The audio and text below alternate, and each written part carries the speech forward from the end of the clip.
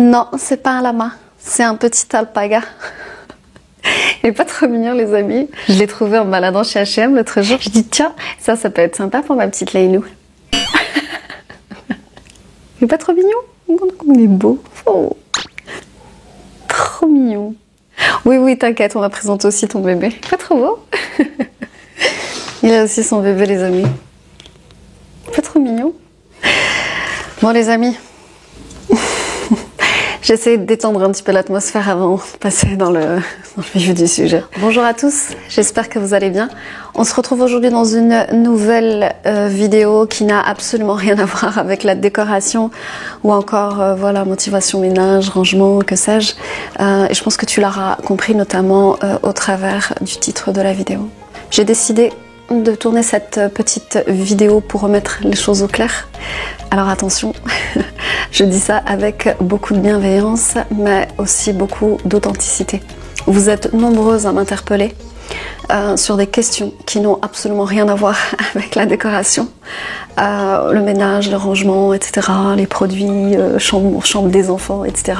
Il va s'agir notamment de sujets qui relèvent strictement de votre vie personnelle et privée. Je vais droit au but. Me conseilles-tu de divorcer? Voilà ce que je vis actuellement. Ça va plus dans mon couple, etc. J'ai découvert des choses insupportables, etc. Enfin bref, des questions tout autant délicates les unes que les autres. Je tiens tout simplement à rappeler que je n'ai aucune légitimité quant à te dicter ou te conseiller ce qu'il convient de faire dans de telles situations, j'ai envie de te dire. Et pour certaines, on a discuté longuement ensemble. Je sais pas si tu te rends compte de ce que tu me demandes et ce que ça implique. Tu vois, dans ces moments-là, et je le comprends aisément, on n'est pas en capacité de faire la part des choses et on va demander conseil à droite et à gauche, on va chercher du soutien, un accompagnement, etc. dans cette situation délicate. Mais du coup, je pense qu'on ne s'adresse pas aux bonnes personnes. Et attention, c'est pas du tout une critique, hein. Je me permettrai pas. Ne pense pas que, en disant tout ça, je ne souhaite pas t'aider ou me dégager, etc. C'est pas du tout le cas.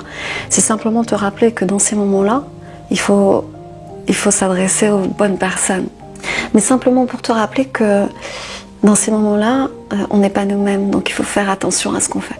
Ce que je peux te dire, en revanche, c'est que la meilleure décision que tu prendras, que tu seras amené à prendre, sera celle qui vient de là et de là.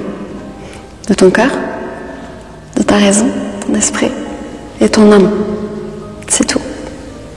Et quand tu prendras ta décision, peu importe ce qu'elle sera, fais en sorte de la prendre de façon calme et reposée.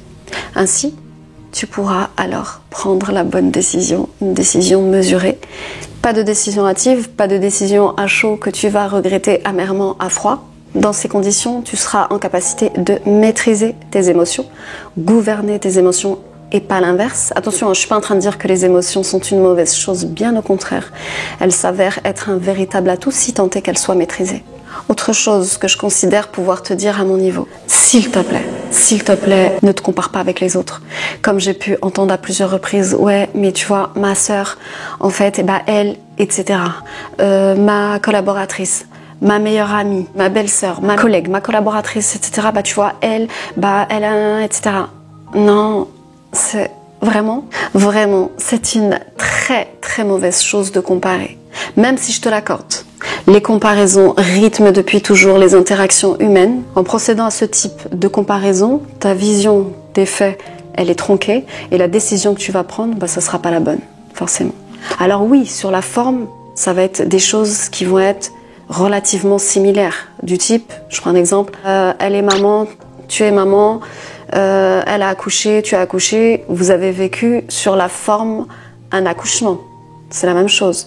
Mais sur le fond, ça n'a absolument rien à voir. Ton accouchement et le sien se sont déroulés de façon totalement différente, on est d'accord. Idem un mariage, idem pour un divorce. Oui, sur la forme, c'est un mariage. Sur la forme, c'est un divorce. Sur la forme, c'est une séparation.